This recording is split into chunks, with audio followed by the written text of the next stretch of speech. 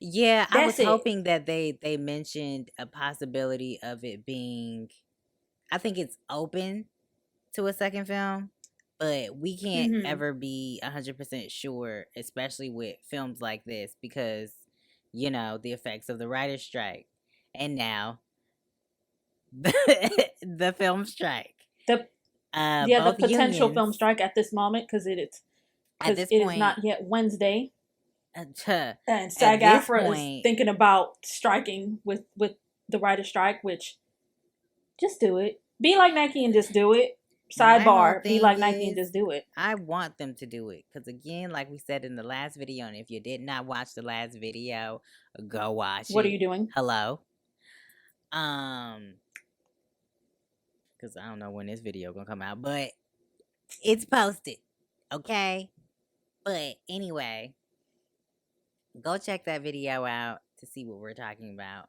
But if both unions unite and they've done it once, they can do it again. Right. If that happens, there will be no possibility of anything happening within Hollywood. Ain't nothing coming out. All film sets are gonna be shut down for real. Film Sets are gonna be shut down. I know they filming Mortal Shut down. Kombat 2. They filming Deadpool 3 right now. Mhm. Like, all of that's gonna be shut down. They were Because supposed to all the gear up major to. actors are like part of SAG-AFTRA, and they're gonna Mhm. it's gonna be a wrap because they're not gonna do any kind of promotions, no filming, no appearances at SDCC, Yeah. at San Diego Comic-Con. So it's a wrap if they decide that they're gonna strike. I'm just gonna say this: these companies, y'all better jump on what these writers want. But hopefully they do, because from what I hear, the last time the actors union and the writers union joined up, like Captain Planet and the Planeteers, apparently that's what got them the residuals, film residuals. Yeah. And so if that's the case, they gotta run it back. It's gonna be good. It's gonna be better for the writers and actors as far as with this whole streaming situation, because that's what one of the main issues is, you know. But, yeah, they gotta run it back for sure, so that way, it's an equal level of one, communication, and two, people know what they standing for. Like, if we not a whole united front, nothing can never move forward, or nothing good can come out of this situation if we don't do what we need to do as a whole. You know what I'm saying? Right. That's even beyond this writer's strike and possible film strike. You know what I'm saying? Us as a community. As of the recording of this video, it's possible film strike. It may have already happened. Yeah, that's why I keep saying possible. Right. Yeah. But, like, if you think I'm not saying it to you, I'm saying it to the people. I know, I understand. But if you really think about it, think about us as a race. When we stand together, change is created. If we don't stand together, and this is for anybody that watches our videos, when we go out to the polls and we see something, or we watch news and we see stuff on news channels and different things of that nature, people out here in these streets treating people like trash and talking to them any kind of way, I'm just putting my hand up because y'all know what I mean. These folks, okay? We have no time for none of that, but that's why it's important, like they're doing with the writer's strike. We need to take, like, stuff like this seriously beyond the writer's strike. If we all can stand together and really say, all right, we can build our own community, we can, do all these other things that's going to help us as a race and as a whole unit, then we can flourish. If we can pull each other up to help each other instead of kicking each other down, you know what I'm saying? We would be so much further. We'll be so much further. But I know that's besides the point. The writer strike is That is- happening for a reason. I mean, that is a very extensive and nuanced conversation, though.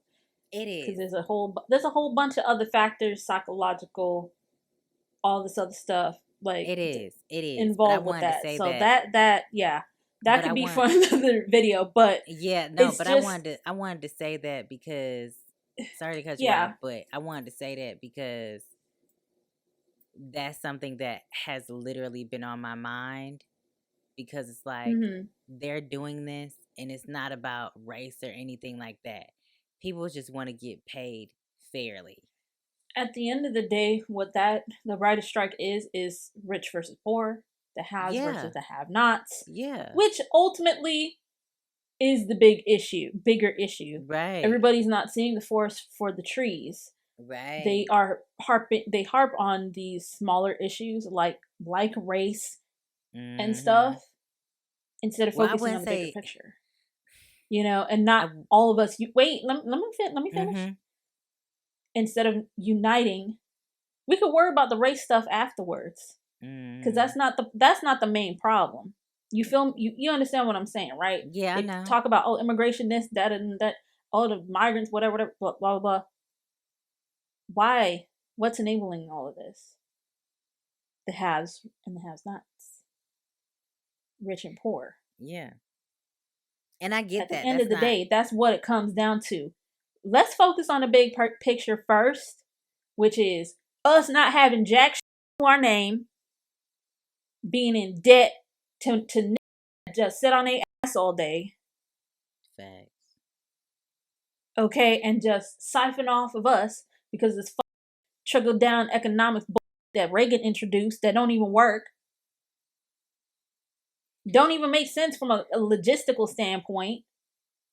I'm sorry I'm going on a rant, but I think don't even make sense from a logistical standpoint, because how am I supposed to get sustenance from a dripping titty? Because that's basically what you're saying.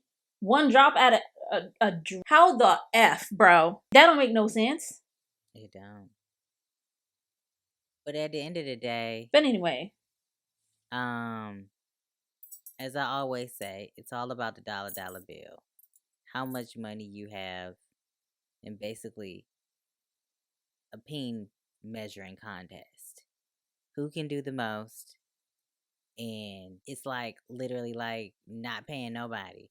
It's literally like how we were talking earlier. Talking about what we were talking about earlier, right? How certain people move like they're running a corporation. You know what I'm saying? But then it's the little people that do all the supporting.